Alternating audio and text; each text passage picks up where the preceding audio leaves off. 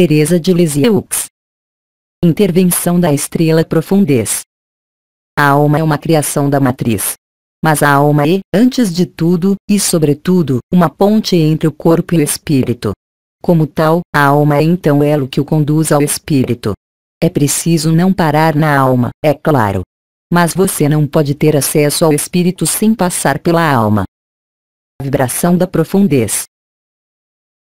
Irmãos e irmãs na humanidade, que o amor os preencha com sua graça. Eu sou a estrela profundez, aquela que foi denominada, em sua vida, Santa Teresa, chamada assim pelas instituições oficiais.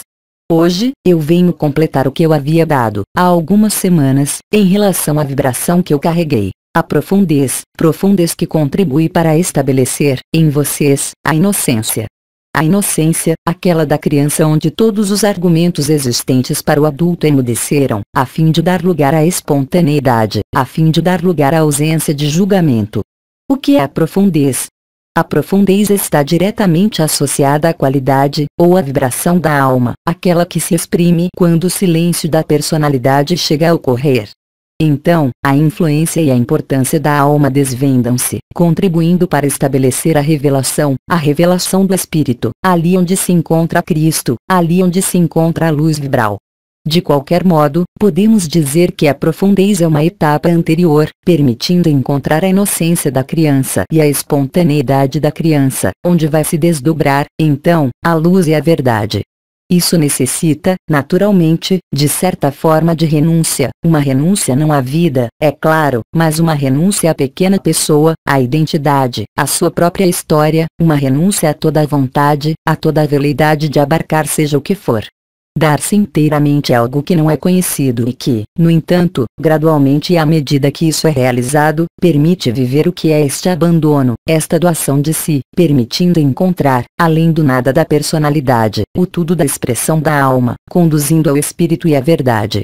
Obviamente, no momento onde, sobre esta terra, muitas coisas acontecem e onde muitas coisas são criadas para impedir o ser humano de aproximar-se da verdade, é preciso, efetivamente, tornar-se de novo como uma criança. É preciso, efetivamente, aceitar, não crer, bem ao contrário, não mais ser nada, em meio a esse mundo, de qualquer maneira, ali estando presente e vivendo, a fim de desvendar, em si, a imensidão da alma e do espírito. Somente naquele momento o coração se abre integralmente, então, revela-se e desvenda-se a luz autêntica, preparando então o coração e o templo para receber Cristo. Esses elementos de profundez contribuem também para permitir ao ser humano aproximar-se da paz e depois manifestar a alegria, sejam quais forem as oposições do corpo da pessoa, a fim de não mais ser afetado de modo algum. Isso, é claro, não é uma indiferença nem, menos ainda, uma retirada da vida, mas a descoberta da verdadeira vida que apenas pode acontecer quando tudo que está ligado à própria pessoa não existe mais. Ao meu modo, eu diria que não há mais necessidade de acreditar ser tal pessoa. Isso necessita dessa doação de si mesmo, total, propiciando, pela profundez, reencontrar Cristo e o Espírito, e ali viver a verdade, aquela que não tem a ver com as circunstâncias do mundo, com as contingências do mundo e que não tem a ver com as leis deste mundo. O espírito certamente não é deste mundo e, no entanto, é neste mundo que é preciso encontrá-lo, é neste mundo que é preciso realizá-lo, permitindo, pelo mecanismo denominado ascensão, superar e transcender a condição limitada do ser humano confinado. Isso, vocês todos foram convidados a viver, a manifestar, de diferentes maneiras. Toda a humanidade vivenciou um apelo.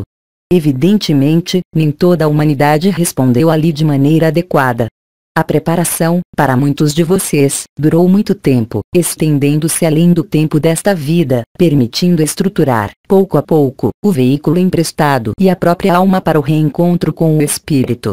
Hoje, viver a profundez vai dar então na clareza do espírito, mas se engajar na profundez necessita de não mais manifestar qualquer superficialidade ou, se vocês preferirem, qualquer atração por este mundo, por seus desejos e seus prazeres e, sim, de voltar-se completamente para o espírito, para Cristo. Vocês não podem estar voltados para a luz e voltados para a sombra, é um ou outro. O que ocorre, doravante, sobre esta terra, agora, leva-os a penetrar nos últimos tempos da sua própria revelação e da sua própria ascensão. Isso é para viver agora, nesta carne, a cada instante, a cada minuto, a cada sopro, ajudado pelas impulsões vibratórias da luz ao nível das estrelas, revelando, em vocês, sua dimensão de semente de estrela e de ser de amor, de filho ardente do sol. Tudo isso, para viver e realizar, necessita, efetivamente, de uma última reversão. Esta última reversão, eu poderia denominá-la renúncia, mas isso, os arcanjos irão explicar muito melhor do que eu. Viver a renúncia, ainda uma vez, não é aquilo que foi pedido pelas religiões. A renúncia de que falo é, antes de tudo, uma renúncia interior e um mecanismo íntimo, onde tudo o que é superficial, tudo o que é acessório, tudo o que não é da luz é repelido para longe, não por uma negação, mas por, justamente, esta íntima convicção profunda de que voltar-se para a luz pode apenas ocorrer, em última análise, desviando-se totalmente da sombra, não para rejeitá-la, mas para mudar de direção. Ir para a profundez, é isso. E isso apenas pode se realizar se houver inocência. Isso apenas pode ser realizado se vocês aceitarem não ser mais nada. É a única maneira de ser tudo, não há outra. É a porta do coração, isso vocês o sabem, mas resta ainda atravessar esse limiar e penetrar, completamente, na dimensão do espírito, a fim de transmutar a carne. O trabalho, a revelação, o desvendamento, chamem-no como vocês quiserem, acontece aqui, para vocês, neste corpo. Isso não é por acaso, pois há necessidade deste corpo e desta carne, que são de vocês, para permitir a elevação do corpo da terra. Vários seres humanos estão abertos para a verdade do espírito e da alma. Isso não é feito sem dificuldade porque existe, como vocês sabem, alguns apegos muito presentes em cada vida humana, sejam eles quais forem, cujas causas são múltiplas e elas são redundantes, retornando sem parar, a cada circunstância de suas vidas.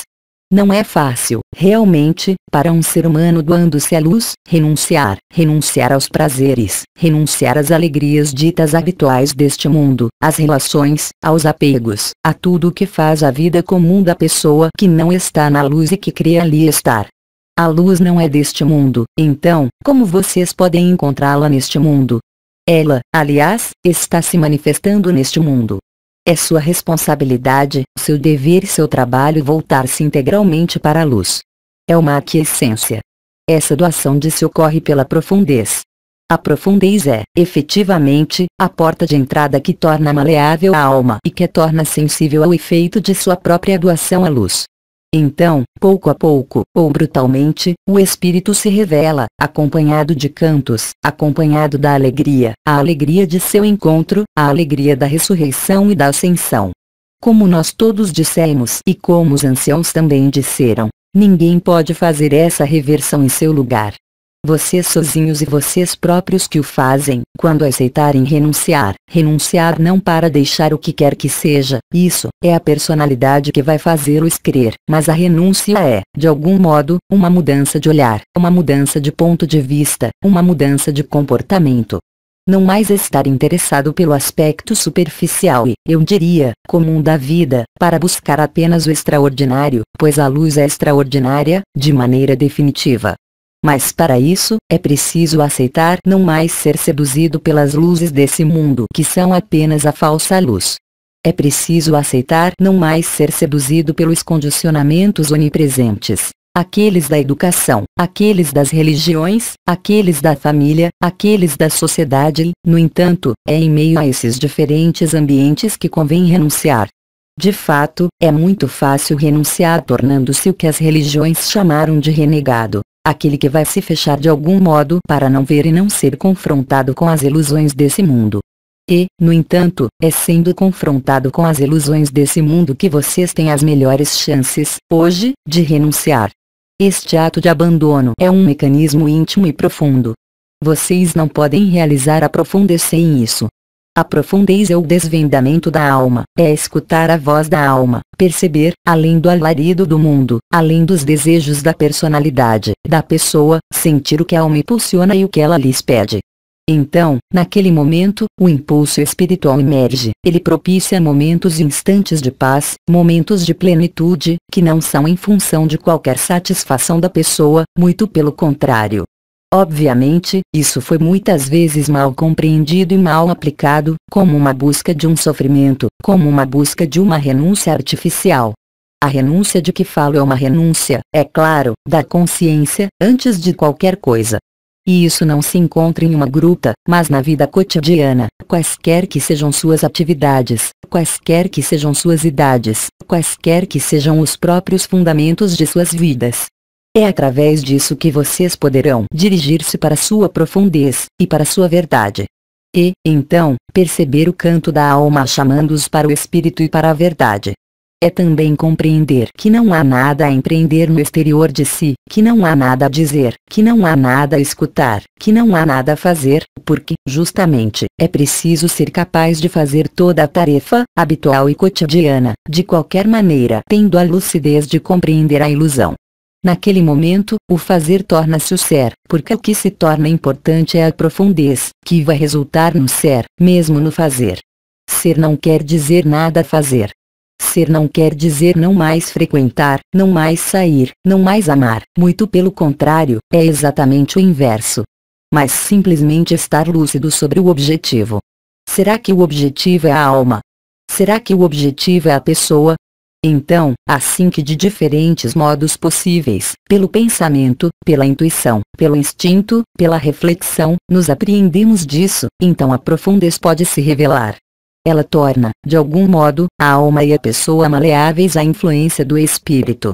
Mesmo o que é vivenciado, de forma intensa, permite, naquele momento, não mais ser identificado com o que é vivenciado, quer seja um trauma, um choque, uma alegria.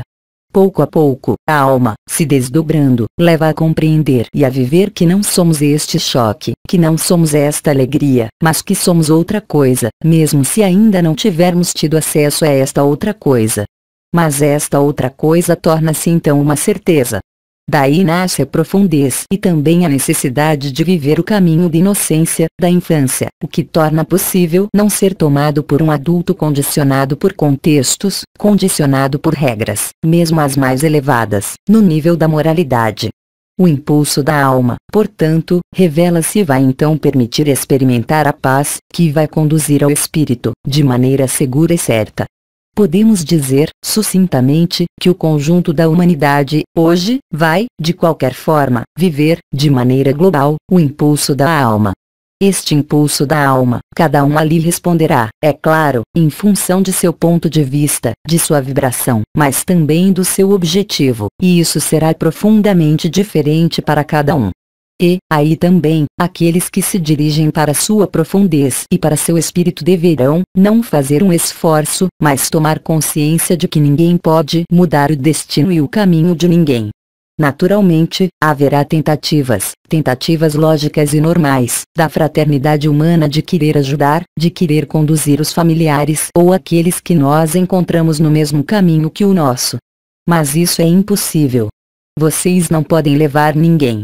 Vocês não podem mesmo se levar, enquanto pessoa. Vocês podem apenas acolher a luz, seguir o impulso de sua alma, o canto da alma e então, ir, decididamente, para o espírito, que está aí, de toda a eternidade, mas que, hoje, vai se revelar, dentro de algumas horas, em meio a esta humanidade. Muita lucidez vai emergir, muitas tomadas de consciência vão ocorrer, mas essas tomadas de consciência podem se referir à pessoa, como alma ou como espírito. O resultado não será de todo o mesmo, pois a tomada de consciência da pessoa irá se refletir sempre por reações sem fim, resultando em formas de revolta, em formas de revolução e de rebelião. E eles afastarão então essas pessoas de sua própria profundez. Aí também, não haverá que julgar, nada para criticar, pois cada coisa estará exatamente em seu lugar. Tudo isso irá se revelar em vocês, obviamente, como no exterior de vocês. O ponto profundez, vocês compreenderam, e a vibração que eu carrego, está diretamente conectado com a vibração da alma, com a vibração do centro de energia presente em seu peito, que contribui para a ignição do ponto denominado a alegria interior, o samadhi. Vocês não podem viver isso sem profundez. Esta profundez é também um movimento da consciência e da energia da luz, chamando-os para absorver esta luz, para torná-la sua, para deixá-la agir, em sua inteligência e em seu desdobramento. Isso consiste, também, em compreender e viver a humildade mais nobre, aquela que os faz aceitar que, quaisquer que sejam seus saberes, quaisquer que sejam suas experiências, tudo isso não é nada em relação à experiência e ao saber da própria luz. É também depor as armas da pessoa, é tornar-se doce e humilde como uma criança, tornar-se novamente a inocência, integralmente. Então, naquele momento, o caminho do espírito é lhes aberto, o caminho do coração revela-se, permitindo viver o que vocês denominam fogo do coração, a revelação do espírito, em vocês. É a isso que os chama o céu, é a isso que os chama o conjunto das confederações intergalácticas dos mundos livres, seus habitantes, em todas suas dimensões. Mas, ainda uma vez, apenas vocês, e vocês sozinhos, é que podem decidir responder a esse último apelo. O caminho de inocência, a última reversão, é realmente a última oportunidade para conectar com a unidade, com perfeita lucidez, com perfeita consciência e perfeita liberdade. Isso vocês têm que conscientizar, bem além das palavras que eu pronuncio. Vocês irão perceber, em vocês, este apelo, claramente. Ele irá se manifestar, como lhes foi dito, também por impulsos rápidos, ocorrendo pela manhã, ou de maneira imprevista, de algum modo, em seus dias. Portanto, coloquem-se calmamente, entrem na profundez e neste caminho de inocência, e percebam nele, então, a clareza. Naquele momento, o apelo irá se tornar, para vocês, um apelo potente da luz, refletindo-se por uma facilitação do conjunto das circunstâncias de suas vidas, onde mais nada vem tocar sua consciência, onde mais nenhuma dúvida pode existir, onde a certeza interior vai aparecer e se revelar, permitindo-lhes entrar, cada vez mais profundamente, na paz. E alcançar a alegria, transcendendo e eliminando todas as feridas, todas suas experiências, todos seus afetos e tornando-os livres. Tornando-os livres e vivendo então os relacionamentos, os vínculos, se eles existirem, de maneira lúcida e consciente e não ficar obcecado e sujeito a esses afetos, a esses vínculos, a essas obrigações, quer sejam morais, sociais ou familiares. Tudo isso pode ser vivido. Não existe qualquer obstáculo exterior para o caminho da profundez, da inocência e da infância. É um olhar diferente, um olhar onde predomina a simplicidade, um olhar onde predomina o que é simples e o que é evidente. A luz será sempre simples, bem mais simples do que a pessoa. O caminho da luz é um caminho de evidência e de simplicidade, desde que a pessoa não interfira. Isso contribui para a doação de si para o abandono à luz, permitindo então abrir o coração em um ato de fé absoluta no espírito, mesmo se vocês não tiveram ainda esta chance de penetrar integralmente no espírito. Lembrem-se de que a primeira experiência, qualquer que seja a sua duração, será suficiente para fazê-los aderir ao espírito e para vivê-lo. Mas, certamente, o ego vai tudo fazer para dizer-lhes que isso está longe, para dizer-lhe que isso é impossível, que existem obstáculos, que existem feridas, que existem impossibilidades. É falso, nada é mais falso. A luz tudo pode, desde que vocês a aceitem. Ir para a profundez é despertar o caminho de inocência, da infância, que conduz para a clareza e que conduz então para a profundez do espírito, ele mesmo, onde tudo se ilumina então. Mas eu deixarei minha irmã Snow expor sobre isso. Aí estão, quanto a mim, as poucas palavras complementares que eu tinha que dar a vocês, que prefiguram, de algum modo, o período que se abre a vocês, dentro de algumas horas. Se existirem, em vocês, meus irmãos e minhas irmãs, questionamentos em relação ao que eu acabo de dizer, e somente ao que eu acabo de dizer, então, se nós tivermos tempo, nós iremos dialogar. Pergunta. Como seguir o impulso da alma se a alma é uma criação da matriz? Meu irmão, plenamente, a alma é uma criação da matriz. Mas a alma é, antes de tudo, e sobretudo, uma ponte entre o corpo e o espírito.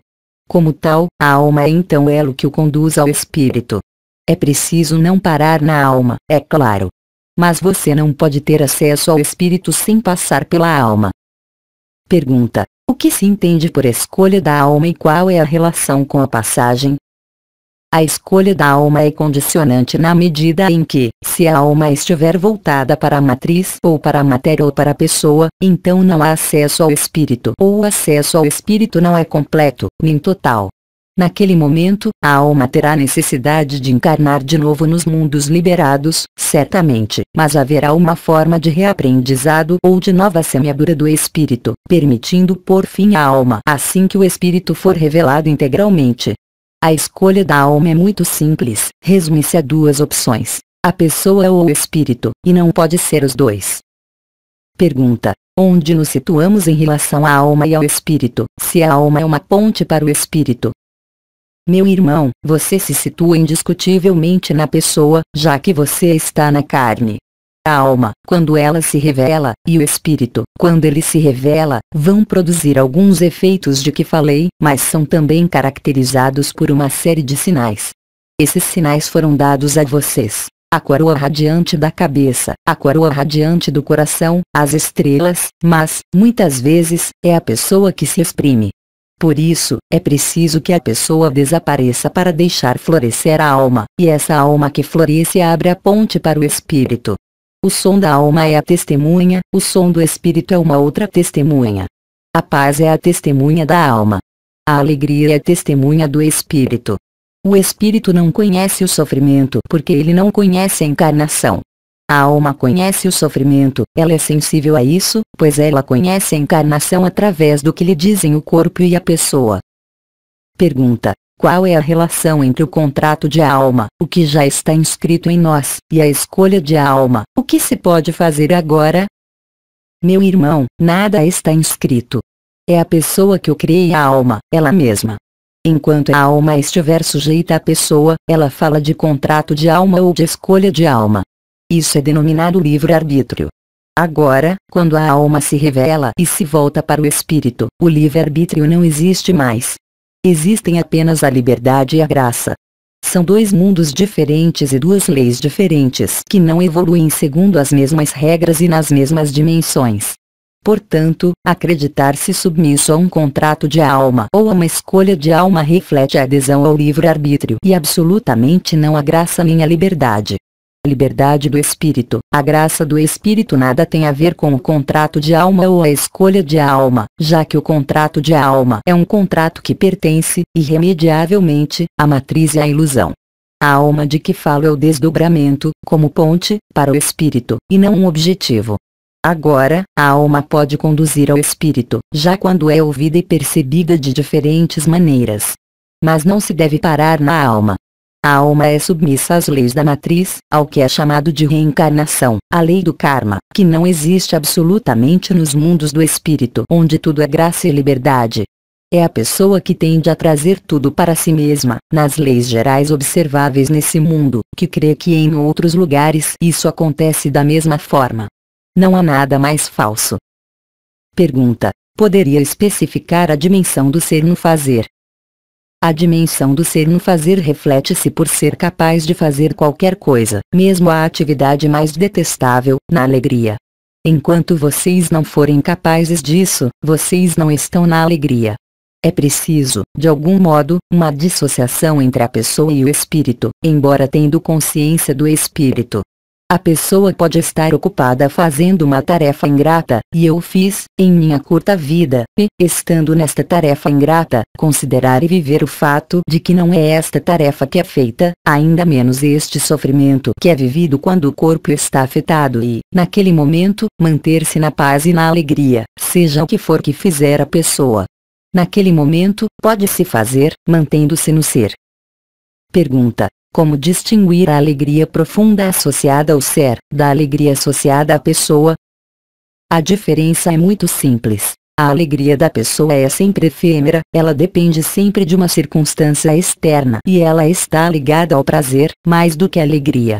Qualquer alegria, vivenciada em meio à pessoa, extingue-se após ser exaltada. A alegria do espírito é permanente e ela não é afetada por nada vindo da pessoa, quaisquer que sejam as circunstâncias, agradáveis ou desagradáveis, que vive a pessoa. O espírito que alcança a alegria e a paz, que vive o samadhi, sabe instantaneamente. Não há então questão que possa se colocar em relação a diferenciar as duas. pois são duas coisas totalmente diferentes. Uma, pertencendo à pessoa, é uma emoção que nasce em reação a algo, que perdura por um tempo muito curto e que desaparece. Qualquer satisfação da pessoa está ligada a isso, seja alimentar, sexual, social, afetiva. Ela não pode ser estabelecida em longo prazo, pois ela é em função justamente das circunstâncias da pessoa. Ao passo que a alegria é totalmente independente da pessoa e, principalmente, totalmente independente das circunstâncias, quaisquer que sejam. A alegria, a paz, o samadhi, são acompanhados de vibrações específicas, vivenciadas no peito. O que não é absolutamente o caso do prazer ou da alegria da pessoa, se pudermos chamar assim, que traduz sempre uma satisfação do ego, levando a outras satisfações. Nós todos conhecemos isso, na encarnação, seja através dos vícios, denominados álcool, tabaco, outros, mas também, ainda, em relação aos prazeres, mesmo espirituais. Assim, quando eu era jovem, eu aguardava impacientemente o domingo para reencontrar-se em meu local preferido, em uma igreja. Isso não era alegria e, no entanto, isso permitiu, talvez, mais tarde, compreender a diferença entre a alegria, a felicidade e a alegria da pessoa que é feita apenas de esperanças e de necessidade de satisfação. O que não é absolutamente o caso da alegria interior ou da alegria do coração, que é a mesma, que se estabelece espontaneamente, que não tem necessidade de esperar nada no exterior, seja o dia da missa, seja um parceiro, seja o retorno do marido ou da esposa, mas que se estabelece por si próprio.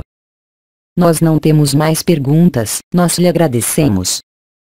Irmãos e irmãs na encarnação, eu rendo graças por seu acolhimento.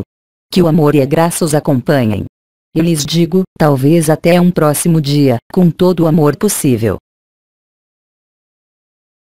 Aos 3 dimensões, 31 de maio de 2011.